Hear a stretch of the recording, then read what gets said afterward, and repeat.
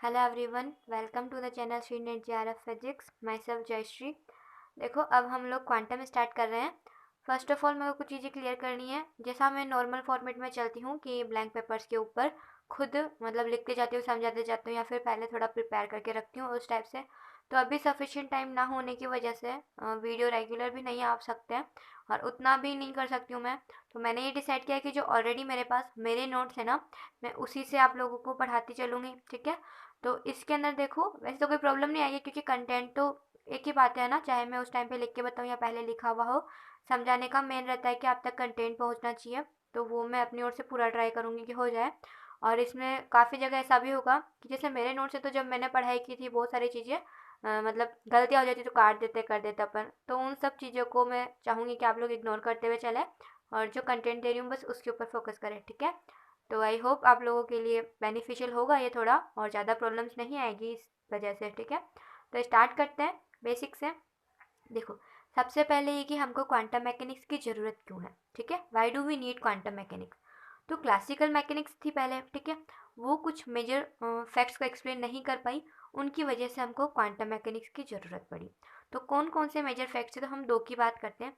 पहला तो आता है हमारा रिलेटिविस्टिक डोमेन। ठीक है, न्यूटोनियन मैकेनिक्स हम जानते हैं। ठीक है, तो क्लासिकल मैकेनिक्स जो है वो रिलेटिविस्टिक वेलोसिटी के ऊपर एप्लीकेबल नहीं है। ठीक है, रिलेटिविस्टिक वेलोसिटी का मतलब कि जब कोई पार्टिकल मूव कर रहा है और उसकी जो वेलोसिटी है वो लाइट की स्पीड के कंपेरेबल है, तो हम बोलेंगे कि उसकी वेलोसिटी रिलेटिविस्टिक वेलोसिटी है। तो उस केस के अंदर हम लोग क्लासिकल मैकेनिक्स अप्लाई नहीं कर सकते हैं। ठीक है, दूसरा क्या होता है, पहला तो ये कि रिलेटिविस्टिक डोमेन के अंदर क्लासिकल मैकेनिक्स फेल हो जाती है, तो हमको क्वांटम मैकेनिक्स की जरूरत पड़ती है। दूसरा फिर हमारा आता है माइक्रोस्कोपिक डोमेन।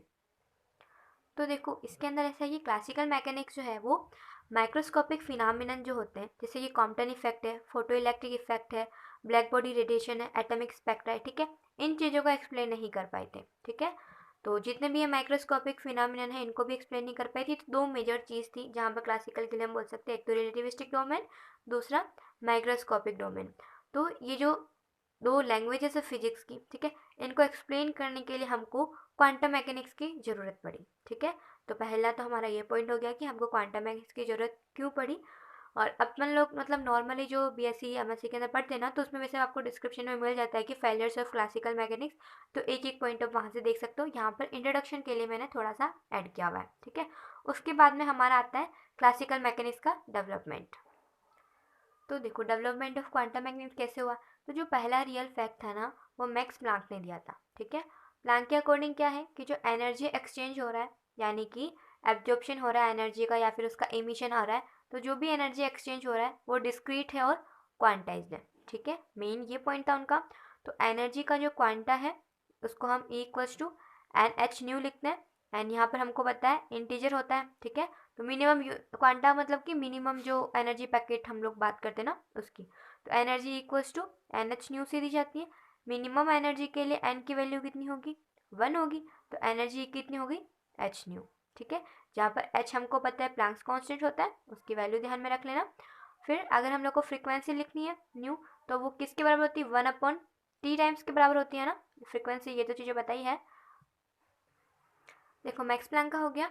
उसके बाद प्लैंक के बाद में नील्स बोर जो थे, ठीक है, उन्होंने ये स्टेट किया था कि जो एब्जॉर्प्शन और इमिशन हो रहा है एनर्जी का एटम से, वो डिस्क्रीट होता है। ठीक है, तो इस प्रिंसिपल को यूज़ करके हम लोग जो एटॉमिक स्पेक्ट्रा है उसको एक्सप्लेन कर सकते हैं।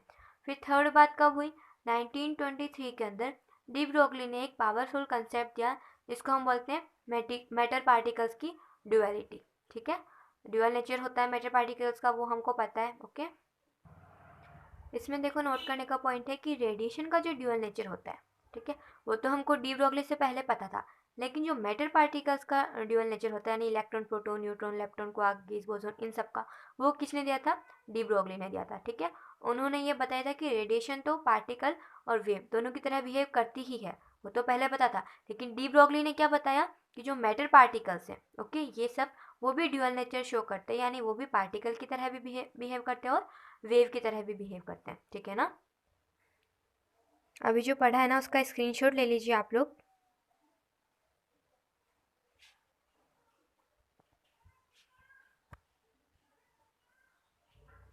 तो अभी मैंने आपको बस शॉर्ट इंट्रोडक्शन ही दिया है, ठीक है। तो अगर आप लोग कंफर्टेबल हो इस वे से कि मतलब मैं ऑलरेडी जो मेरे नोट्स हैं उन्हीं के थ्रू एक्सप्लेन करते हुए आपको कंप्लीट करवा दूँ, तो आप लोग बता दीजिएगा, ठीक है ना, ताकि हम लोग आगे का फिर कंटिन्यू करते हैं। बिकॉज जो पहले वाला तरीका था हमारा, उसको फॉलो करने के लिए मेरे को बहुत टाइम चाहिए होगा और इतना टाइम मैं अभी दे नहीं पाऊँगी। तो if you are okay with it then just inform me, okay.